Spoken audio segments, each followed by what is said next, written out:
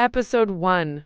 The Offer. Rain fell steadily over the city, turning the evening into a blur of headlights and reflections on wet pavement. Lena Moretti stood just outside the glass doors of Halcyon Press, holding a thin white envelope in her hand.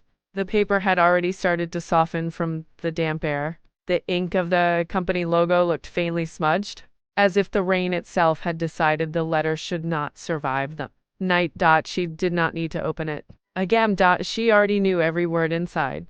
6 sentences. 6 polite sentences that had dismantled the career she had spent years building.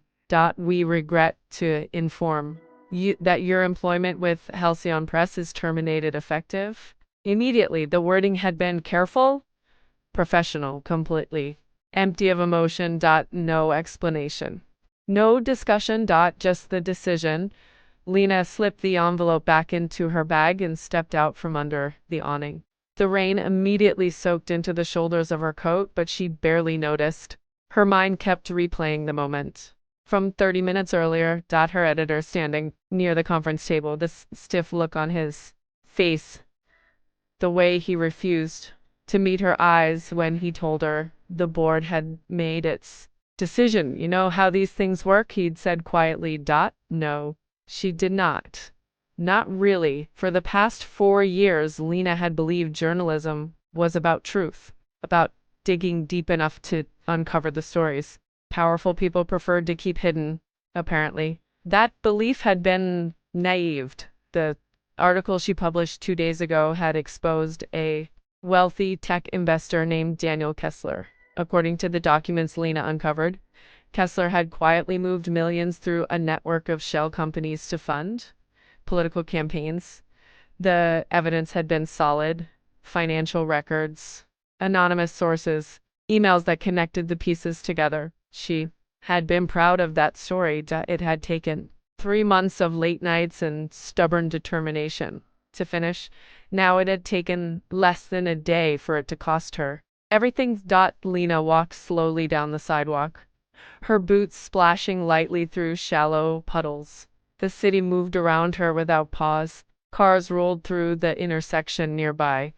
A group of people hurried past under a shared umbrella, laughing as they tried to avoid the rain. For them, tonight was just another evening. For Lena, it felt like the ground had quietly shifted under her feet.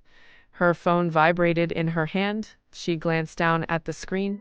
Unknown number. She almost ignored it. Today had already been strange enough. And the last thing she wanted was another awkward conversation explaining that she no longer worked for Halcyon Press. Still, curiosity nudged her. She answered. Hello? A calm male voice responded immediately. Miss Lena Moretti. Her steps slowed. Yes? My name is Marcus Hale. I represent Mr. Adrian Voss. The name settled into the air like a small spark. Adrian Voss. Even people who did not follow business news knew that name. Over the past decade, Voss had built one of the most powerful technology companies in the world. His company, Voss Dynamics, seemed to expand into a new industry every year. Some people described him as brilliant. Others preferred words like ruthless. There were also rumors that he quietly owned several media outlets, including companies that competed directly with Halcyon Press. What does Adrian Voss want with me? Lena asked carefully. Marcus Hale sounded completely composed. My employer recently read your investigative article regarding Daniel Kessler. Lena let out a short breath that might have been a laugh. That article got me fired. Yes, Marcus replied. He found it impressive. That surprised her. Impressive was not the word her former editor had used. Lena paused beside a streetlight, watching rain gather along the curb. Well, she said slowly, your employer has unusual taste. He believes you're a writer who values truth over convenience. That sounds like a polite way of saying I make trouble. There was a brief pause before Marcus continued. My employer is currently looking for a writer. Lena resumed walking, her curiosity beginning to grow. For what kind of project? A private one. What does that mean exactly? It means the work would be confidential. She frowned slightly. Are we talking about corporate speeches or something more complicated? A memoir. Lena stopped walking. A memoir? Yes. Adrian Voss is in his early 30s. 31. That seems very young for a memoir.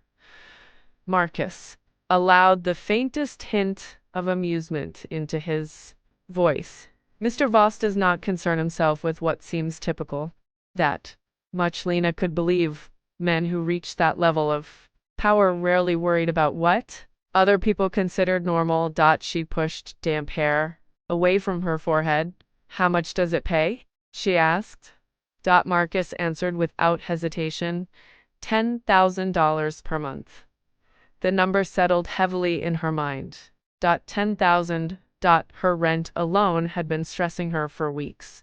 Her savings account had been shrinking steadily, while she waited for freelance work that never quite materialized. $10,000 a month would change everything. For how long? She asked. 6 months? Possibly longer, depending on the progress of the manuscript. $60,000. The thought made her chest tighten. Still, something about the situation felt unusual. Why me? She asked. Marcus answered quickly. My employer believes you have a talent for writing. Honestly, about complicated people. Lena looked out toward the glowing skyline beyond the rain. He wants someone to write honestly about him? Yes, that sounds like a terrible idea. Perhaps, Marcus said calmly, but Mr. Voss enjoys interesting ideas.